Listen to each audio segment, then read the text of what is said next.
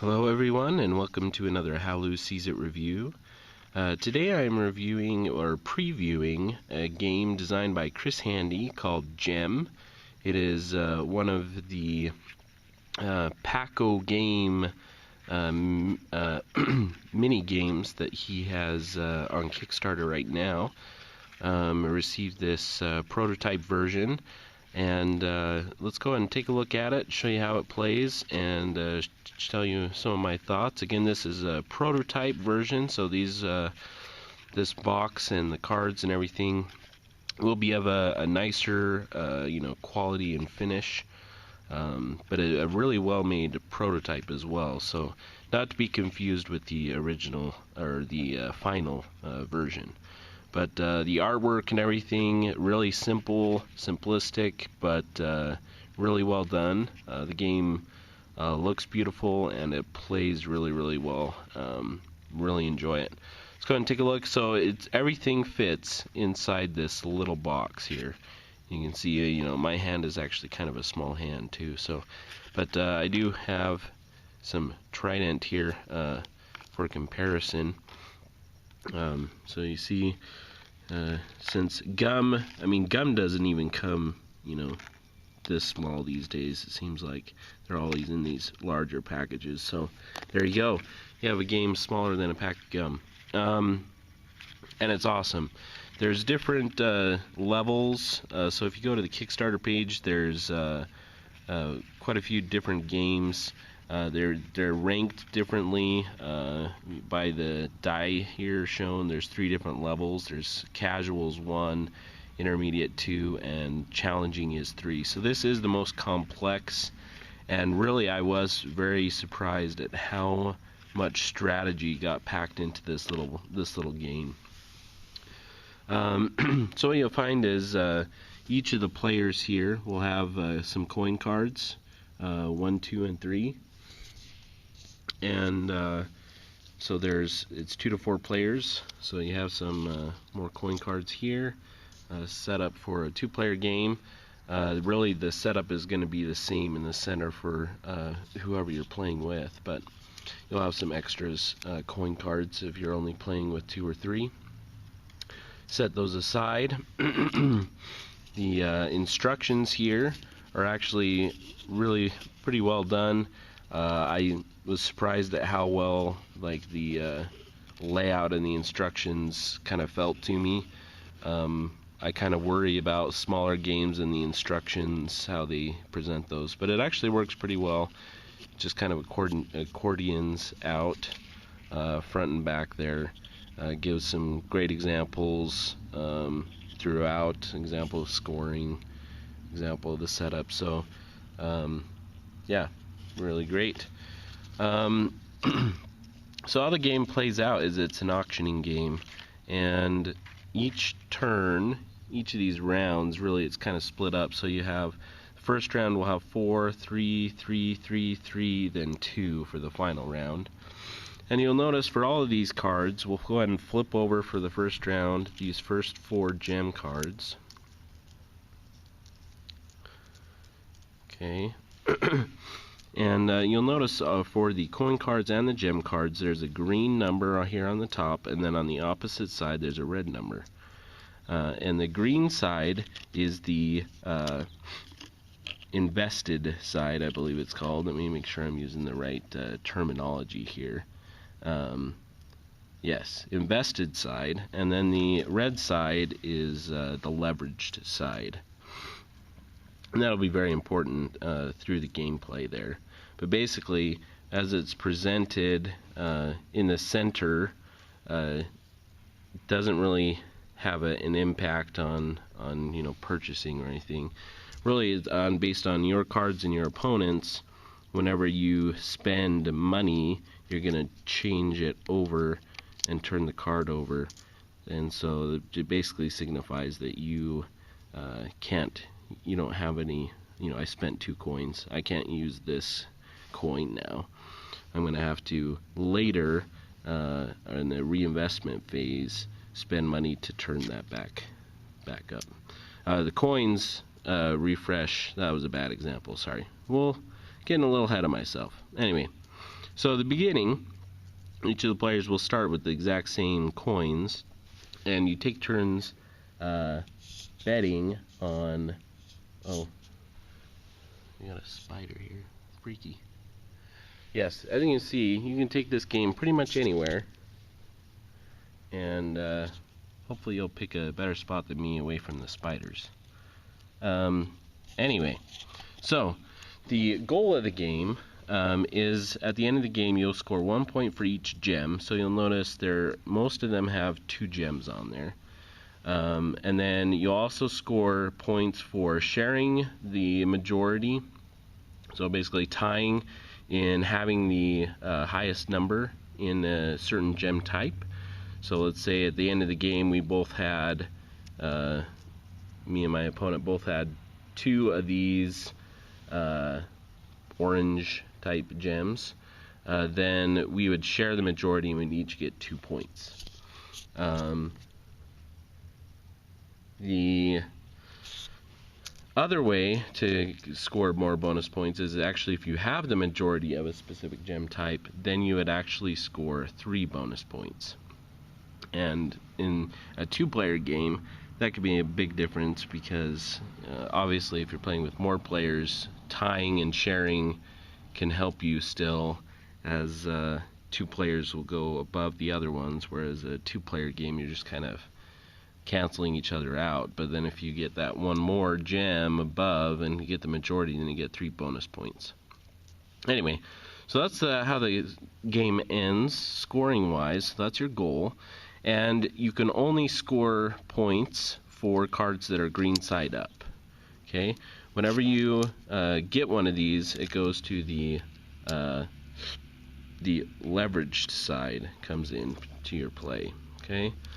And how that happens is you'll take turns and say, okay, I'm going to bid 1, you may bid 2, I may bid 3, you pass, and then basically what I'm going to do is I'm going to spend 3 coins. I could spend either both of these or just turn this 3 over, and I would choose one of these cards to add to my pile.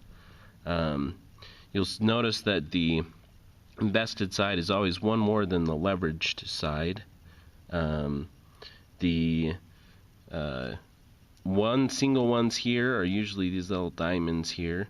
Again, for majority purposes, and it's kind of nice to have some lower values, kind of balance out your gems. But so let's say I want to go ahead and choose this one, or maybe I want to go for the big one, right? Okay, so add it to my stack here, the red side or leverage side up, and then we'd continue on, and then my opponent would bid. And we're going to go back and forth, and you can actually win on a 0 bid. And when I was playing with my wife the other day, I made a stupid mistake and already went.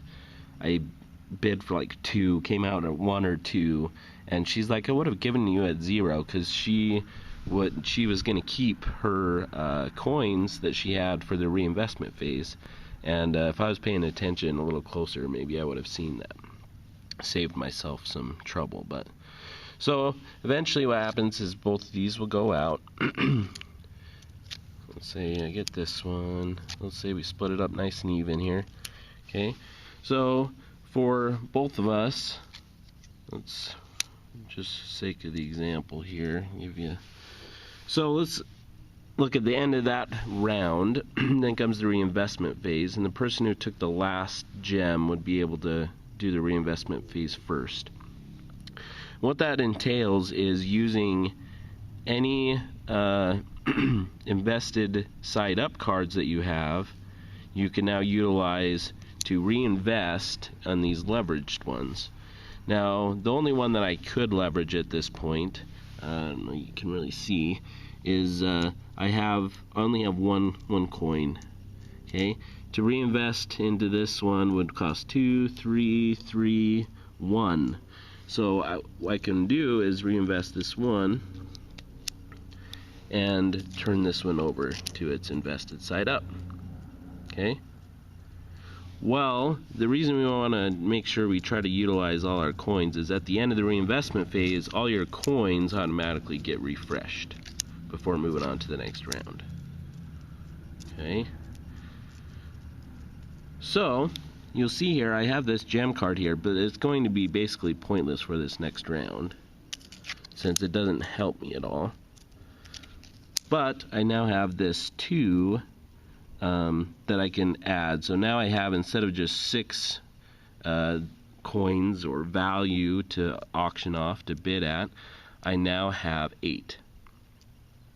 Okay, and my opponent here, let's say they were lucky enough to somehow, they had a 2 left over, they would reinvest one of these, turn it over, so that reinvest the 2 to a 3, all their coins get refreshed, and so they would have a value of 6 plus the 3 of 9 going into this next round.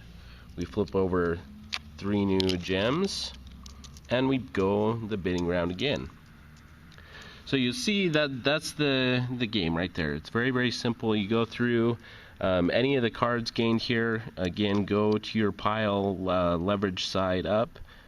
So you'll have to reinvest in them. But at the end of the round, the 2, any of these 2 gained actually will be gained with the invested side up, and the scoring will happen.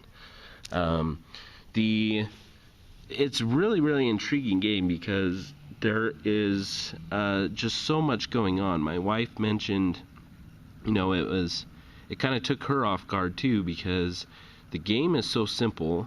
It's really just these cards. It's so small and compact, but the decision making and the strategy behind it is very deep. And so that kind of gets into that the higher, the challenging level of these games is there's just so much to think about. And so it could be a little, challenging at first to try to grasp that, because you're like, oh, it's such a simple game. But really what you're coming down to is, okay, I need to get these gems into my pile so that I have more points at the end of the game. But you're also paying attention to the majority of the gems. Be like, okay, those 3 extra bonus points make a big difference. But then you have to make sure that you have your leaving yourself. If I spend all my coins and I spent this other invested card so that everything is red, I may have received 2 cards this round and my opponent only 1. But if he has allowed himself to reinvest, this next round I can't reinvest anything, so I can only invest into 6 is the highest that I'll be able to go for this next round, and I can't reinvest any of these, and I'm not going to be able to reinvest any of these unless I, for this next round, don't bid all 6.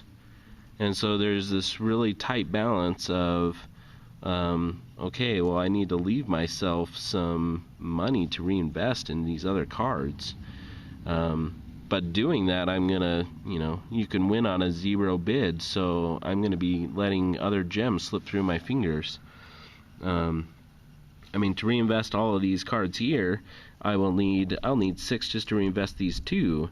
So I need 9, and I only have 6 right now. So at the end of the game, I'm only scoring points, and all the other red ones that are face up red, leverage side up, are going to get tossed out before scoring. So I need to make sure that I, especially near the end of the game, make sure I'm getting all my gems so that I have them here.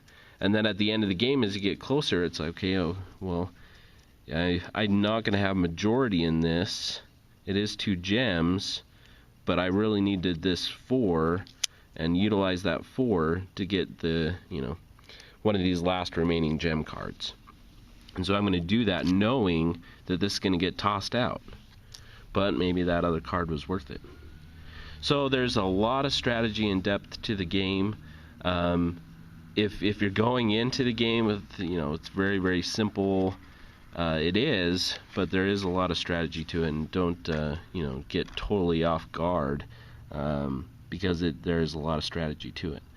And we both really liked it, me and my wife. I look forward to hopefully trying some of the other ones as well.